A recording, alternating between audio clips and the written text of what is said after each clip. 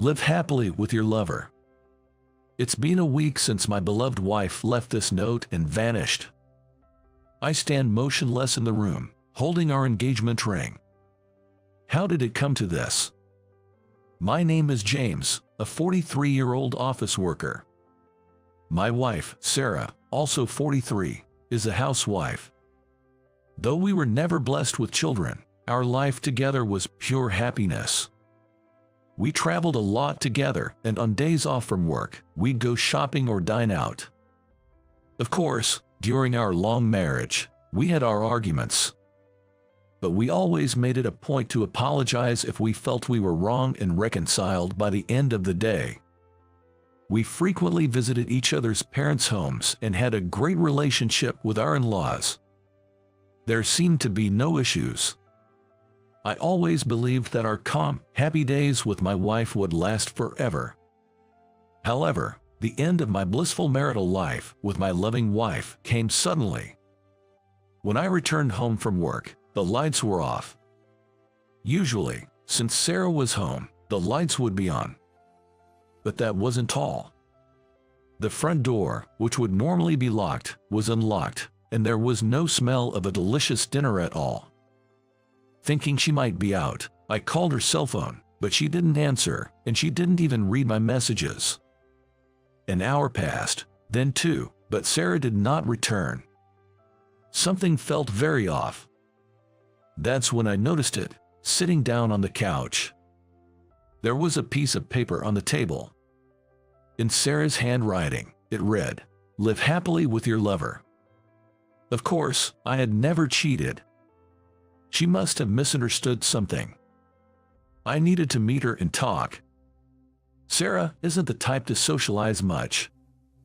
It is probably the family home that she would rely on in these situations. I immediately called her mother, Karen. "Karen, it's James. By any chance, is Sarah with you?" "Oh, James, you are back. Sarah isn't here, but I know where she is. However, she told me not to tell you." I was at a loss as to why she would say that. "What do you mean? She seems to suspect me of cheating, but I haven't done anything of the sort. I think she's misunderstood. I need to meet her and talk." I knew from Karen that she knew where Sarah was, so I begged Karen multiple times to let me see her. But Karen didn't tell me. "James, she didn't tell me in detail, but she said she'd thought about this for days. I understand you want to talk, but please, give her some space right now." There was nothing I could say to that. But of course, I couldn't just accept it. Even now, I wonder if my wife thinks I'm meeting with another woman. If only I could see her and clear up the misunderstanding.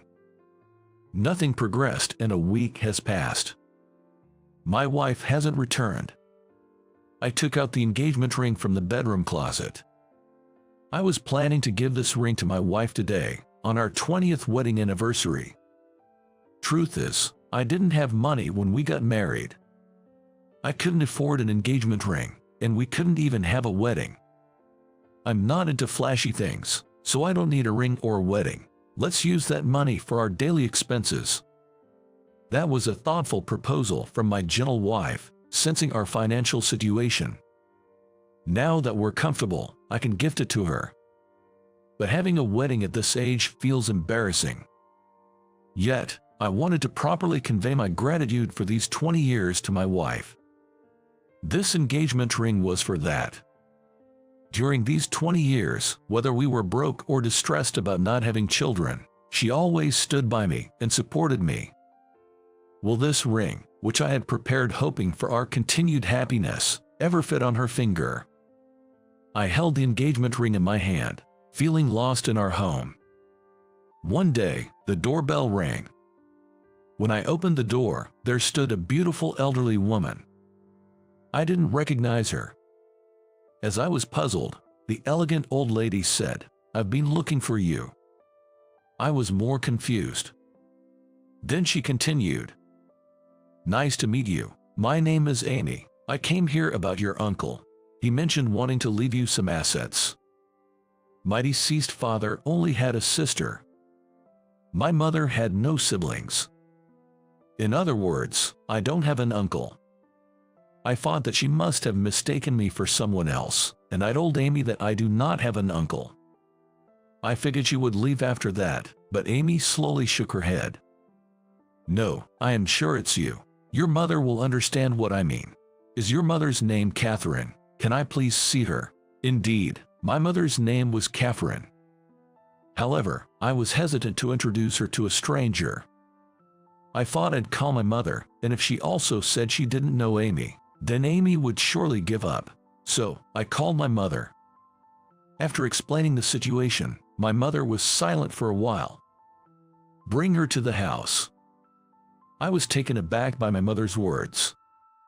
What? Do you know Amy? Besides, you don't have any siblings, right? Just bring her, we'll talk later. Could my mother possibly know something about Amy's story? Still confused, I brought Amy to our family home. My mother was waiting outside.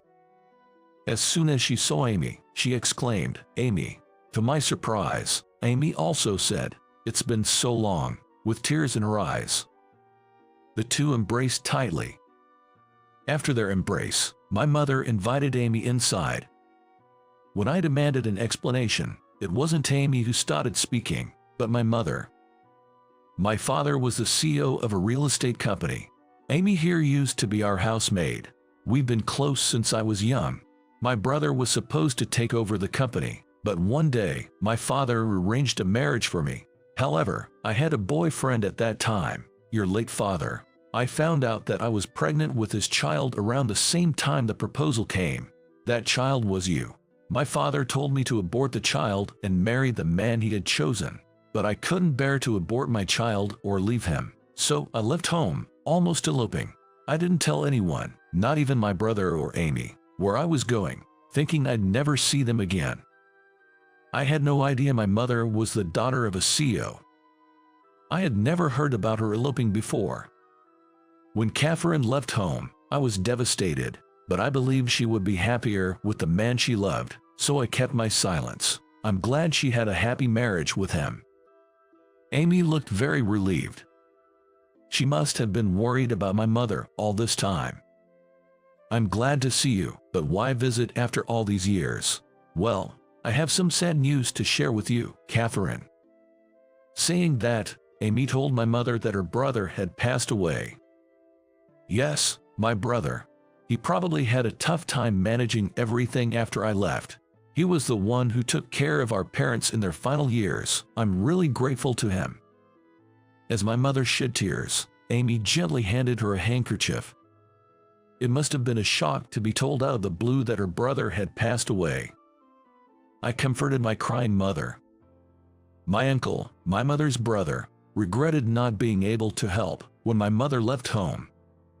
He didn't have any children, so he wanted to leave some assets for his sister and nephew. So he asked Amy and her daughter, who was also his secretary named Alice, to locate us.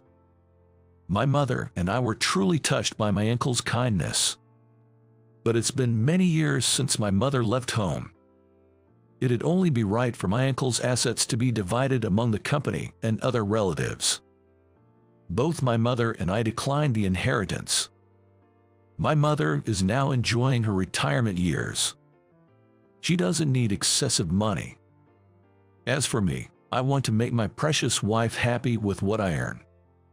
Conveying our feelings, Amy respected our decision.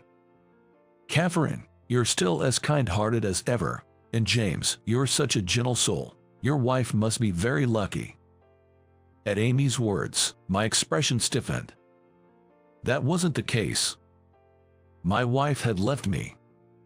Suddenly feeling downcast, I shared with Amy that my wife had left a week ago. But I truly never cheated on her. I don't even know why she suspected me of infidelity. As I murmured, Amy gasped, "Could it be?" and began dialing a number. After speaking to her daughter, Alice, Amy handed the phone over to me. "Hello, this is Alice, Amy's daughter. I've heard the story. The misunderstanding your wife has might be because of me. About a week ago, I called your house. I had finally found out where you were, and I was quite anxious. I probably didn't explain things well to your wife. I told her I needed to talk to James since he's someone important to me. When she asked why, I thought it would be best to speak with you first, so I told her I couldn't explain at the moment. Looking back, she sounded quite upset throughout the call, and she might have mistaken me as someone you were having an affair with. Hearing that, everything clicked for me. I immediately called my mother-in-law, Karen. After Amy explained the situation over the phone, the misunderstanding that my wife might have mistaken Alice as the other woman was cleared up. I'll try to get in touch with Sarah right away. True to her word, Karen quickly explained the misunderstanding to Sarah, and she brought her to her parents' home that evening. I'm sorry I jumped to conclusions. So, you weren't cheating on me? I was worried. Why would you suspect me of cheating just because of one phone call? If you had doubts, you could have just asked me. It wasn't just the call from Alice.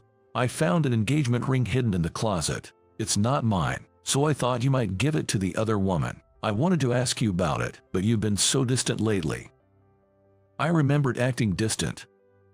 When we first got married, I couldn't afford to buy a ring. So, for our 20th anniversary, I had saved up and planned to give her one, but I was quite embarrassed about the whole thing. It was my first time planning such a surprise, and I thought that if I talked to her about it, she might find out. So, I ended up being distant with her, trying to keep it a secret. But I had no idea it hurted her feelings so much. Also, you love kids. I thought since I can't get pregnant, you might have found someone else. But I thought if that's the case, it can't be helped. So, I left a note and left the house. I had prepared the ring as a token of my gratitude for all the years together, but little did I know it would lead her to suspect me of cheating. I told her about my regret of not being able to afford a ring or a proper wedding when we first got married, and that I had prepared this ring for our 20th anniversary. I don't care at all about not having kids. I'm very happy with just the two of us.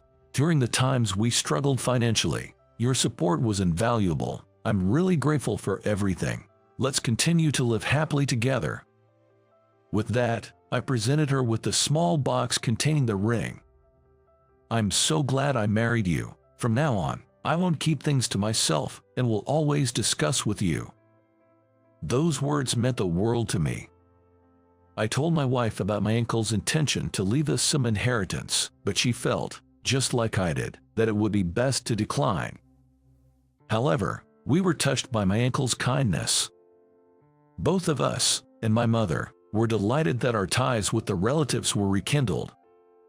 My mother had been regretting not being able to visit her parents' graves after falling out with them. Later on, my wife and I, along with my mother, visited the graves of my grandparents and my uncle. I'm set to meet with Amy and Alice after our visit to the gravesite. I had asked them to share stories about my mom's parents and her brother. It seems my mom's parents were a loving couple until the day they passed. I hope that Sarah and I can live just as happily together. It's been a long time since I've had the morning rush hour. The subway was jam-packed. As I got off at the station, large groups of strangers moved like a flock of sheep, each heading to their own destination. In the midst of that crowd, I truly felt, I'm back in New York. It was my first day back at the headquarters in New York after working in Nebraska for 3 years. Nebraska had its own charms, but I've always had a soft spot for the hustle and bustle of New York. It wasn't because I messed up or got demoted that I was transferred to Nebraska. The company I joined right out of college believed in sending their bright ones away to gain experience, and working in a regional office was a stepping stone to promotions.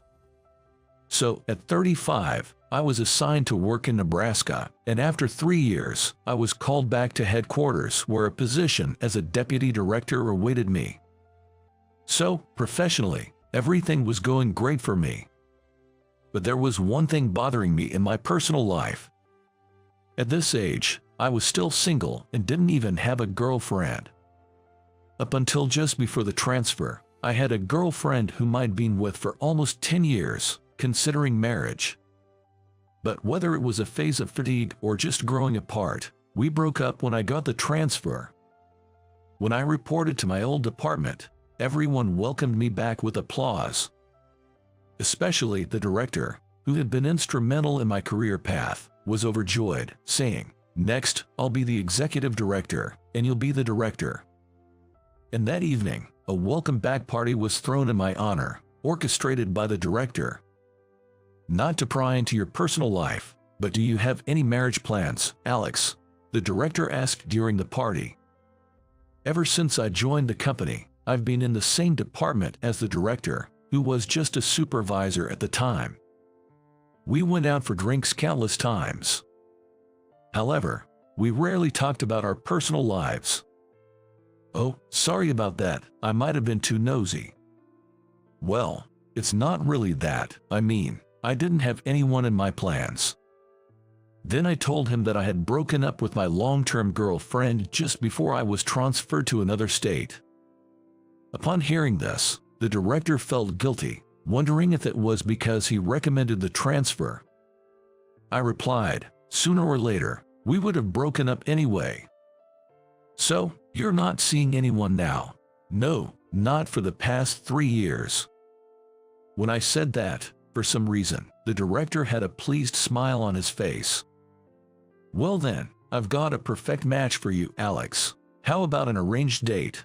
Caught off guard, I almost spit out my drink. An arranged date? Who does that these days? Actually, my nosy relative asked me to find someone for a match. Saying that, the director rummaged through his bag, which he had placed on his lap. "I don't think arranged dates are really my thing.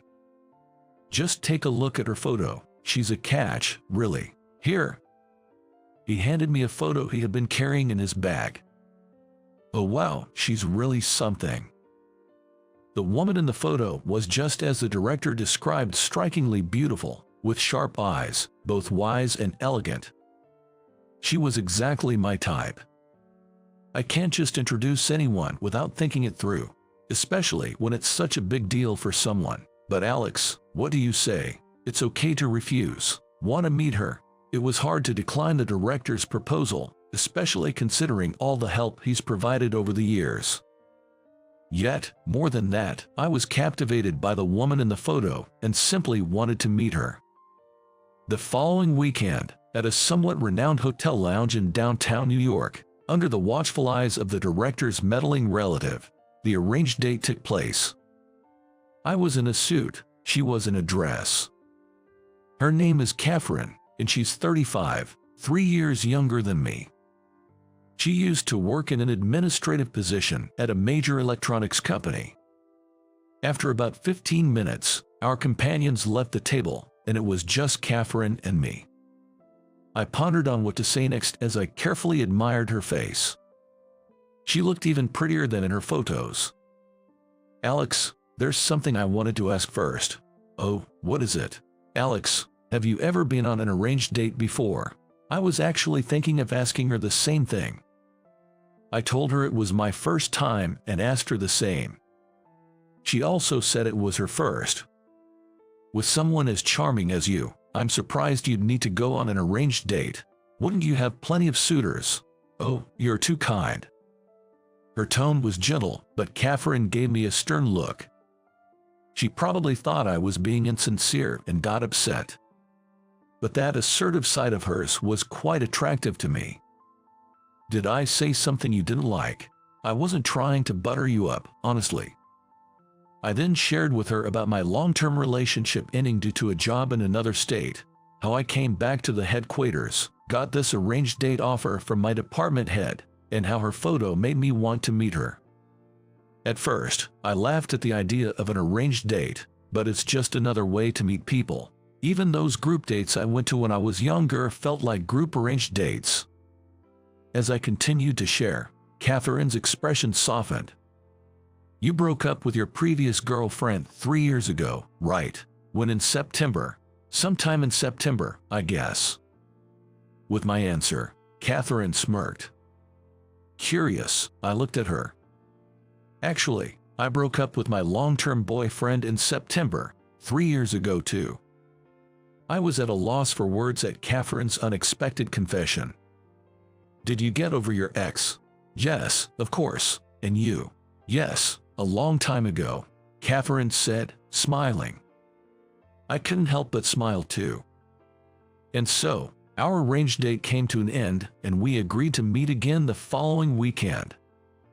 I was so eager to see Catherine again that I felt restless the entire week. Every night after work, I'd think about what to wear. Never one to care much about fashion, I was quite indecisive. As I was looking through my closet, I decided on a suit without a tie. And then a thought popped into my head. What about underwear? I quickly came back to my senses. I'm such an idiot. Worrying about that was way too premature. For our first date, we met at 4 p.m. near an established department store close to the hotel where we had our arranged date. We planned to stroll around town for a bit and then find a decent restaurant for dinner. I could have booked a place in advance, but since I didn't know Catherine's preferences, I thought we'd decide on the go. Of course, I did some research and had shortlisted a few places that seemed good. So, I arrived in that town over an hour earlier than our scheduled time and checked the location of the restaurant I had in mind. After doing that, I went to the place where I was supposed to meet her, but even after our 4 p.m. meeting time, she was nowhere in sight. 10 minutes passed, then 20 minutes. I thought she might have stood me up. I was about to give up and head home when I started crossing the street. I thought of calling her to give her a resentment while walking. Then, from the other side of the intersection, I spotted her walking towards me with her cell phone in one hand. She noticed me too and waved enthusiastically. I rushed towards her, and we both stopped right in the middle of the crossing. I was thinking of calling you and heading home because you were so late. I was there too. I was waiting for you right on time over there. I said that, pointing to our meeting spot. Suddenly, she burst out laughing. The pedestrian crosswalk signal started flashing with a beeping sound. We both ran back to the sidewalk. Alex, were you waiting over there? I looked back at the beer hall named Penguin that she pointed to and silently nodded. I was here. I was waiting here. What she pointed out ahead was the department store we had chosen as our rendezvous point. Right in front of its entrance stood the department store's symbol, a penguin statue. In other words, we had agreed to meet by the penguin in front of the department store. However, I mistook it for a beer hall named Penguin across the street from the department store, while Catherine thought of it as the penguin symbol at the entrance of the store. That's a funny mix-up. Glad we didn't miss each other. Yeah, seriously. Now that I think about it, I'm thirsty. How about we grab a drink at that beer hall to pay our respects to the penguin? Sounds good, let's do it. Because it was a weekend, the beer hall was already nearly 80% full even though it was just before 5 p.m. We ordered a big pint of draft beer and some hot dogs to snack on. We had another good laugh about the penguin confusion and then started sharing more about ourselves. Turns out, the station nearest to Catherine's old place and where I used to live up to 3 years ago was the same. There were 3 lines at that station, but we both used the same one for our daily commute. I always bought a sports newspaper from the kiosk in the mornings. You mean the kiosk on the far west side of the platform? Yes, that's the one. As I nodded, Catherine mentioned she frequented that kiosk too. She always bought an energy drink there. I remembered. I hadn't noticed her face, but I had seen a woman buying that drink several times. When I guessed the brand of her energy drink, Catherine looked at me in surprise. Did you ever bump hands with someone when paying? Still in shock, Catherine nodded. I checked her commuting times. Our schedules overlapped. So, we might have met at that kiosk at the station. I felt a strange connection with Catherine. And we planned another date for the following weekend. For our second date, we managed to meet on time without getting the location wrong. We had a meal at a casual diner, and then shared a drink at a relaxed bar. I was quite the drinker, but she could hold her own as well. The conversation shifted to hobbies. I mentioned that while I hadn't been into it recently, I used to be really into watching plays a few years ago. I'm talking about small-time theater groups putting on shows at little venues, nothing big. I didn't particularly have a favorite troupe. I'd just randomly attend a theater, pick up a flyer, and if it piqued my interest, I'd go watch that play next. It was the same old story. Depending on the play I went to see, sometimes it was fascinating, and other times it was a letdown. The hits and misses varied greatly. I started mentioning the names of the troupes I remembered, saying this one was a hit, that one was a miss, and another was a complete dud. You've probably never heard of these troupes, have you? Ever since I began talking about the theater companies, Catherine seemed to speak less. I wondered if I bored her with topics she wasn't interested in, when I do know one of those troupes. Really, that one, the total dud. I thought that company was as obscure as it gets. You know about such a company? When I asked, after a brief pause, she made a sour face and said, "That theater group, it's the one my ex, who I broke up with 3 years ago, was involved in." I was taken aback and cleared my throat. In situations like this, should I take back what I said about being way off, or should I dig myself deeper? While I was at a loss for words, she spoke up first. "I think I was there at the theater when you came to watch. I was helping out at the ticket counter." "Well, I'm not so sure about that. I remember arriving just in the nick of time that day, barely making it for the show." Our second date ended on an awkward note. Yet, we made plans to meet again the following weekend. Our third day began with a walk in a park in New York, known for its beautiful cherry blossoms in the spring. I used to come here often for company picnics. I've been here a few times with friends. I decided not to ask who those friends were. It may get awkward again if they were from the theater group. Although it wasn't cherry blossom season, the park was adorned with various flowers. Admiring flowers wasn't really my thing. So, I quickly grew bored of the walk. Suddenly, carried by the wind, a savory aroma wafted towards us. It was coming from a food stand a little further ahead. "That smells delicious," she whispered. Hearing her, I turned to look at her. "I'm sorry, I've always been more of a pie than flowers person." Shrugging and smiling. Quickly, I added, "To be honest, I was getting a bit bored looking at the park's greenery too. How about we go get some hot dogs?" Nodding in agreement, we walked briskly towards the food stall, our hips swaying as if we were race walkers. We bought a hot dog each and a can of beer, then sat on a nearby bench. We idly watched families playing on the park's grass, couples and people walking their dogs. Taking a sip of the beer and a bite of the hot dog. Suddenly, I noticed a particularly large cherry tree right next to the bench we were sitting on. Oh, I think it was around here, that time. Was it the year before I transferred out of state, or the year before that? I had a company picnic around here. Glancing around, I noticed a public restroom to our back left. It was definitely here. A new guy was in charge of securing the spot for a cherry blossom party. He told us that it was right in front of the restroom. I remember yelling at him, wondering why he'd pick such a smelly spot. That's thoughtful of him. When you're drinking, it's convenient to be close to the restroom, right? She had a point. However, I doubted the newbie had thought that far ahead when choosing the spot. Speaking of which, I once came here for a picnic and witnessed a fight between two guys over the restroom line. I had a similar experience and asked if it was in this park. Yes, it was this park. It might have even been that restroom. When I asked about the situation at that time, a young man who looked like a heavily intoxicated college student tried to cut in line for the restroom. A middle-aged man in a suit, who was in line, confronted the young man. Then, a scuffle ensued. That's when another man, who seemed to be an acquaintance of the man in the suit, rushed over and managed to defuse the situation.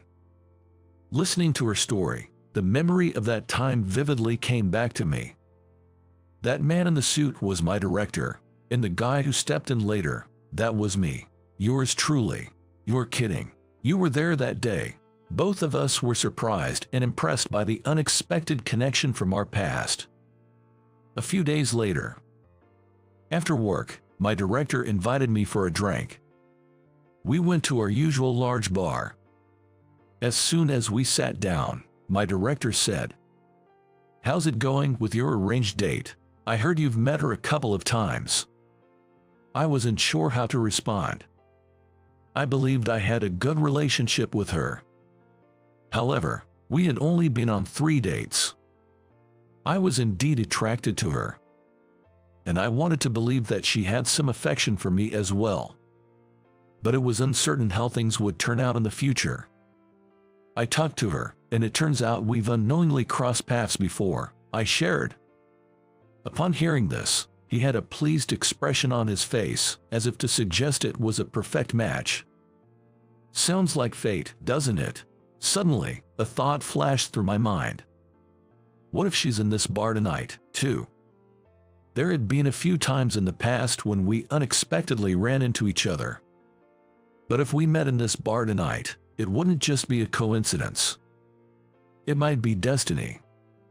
I excused myself to him, saying I needed to use the restroom, and started searching the expansive bar. It was a tavern near the office. It wasn't surprising to see familiar faces. However, there were mostly strangers. That's to be expected, I thought. Especially in a bustling city like New York, what were the odds of running into that one woman conveniently? I decided to give up on this silly fantasy and return to where my boss was seated. Just as I was about to turn around, there you are. She was standing right in front of me. "It's a coincidence, isn't it?" she remarked. I shook my head and replied, "Does it really feel like just a coincidence to you?" She stared back at me with a broad smile on her face.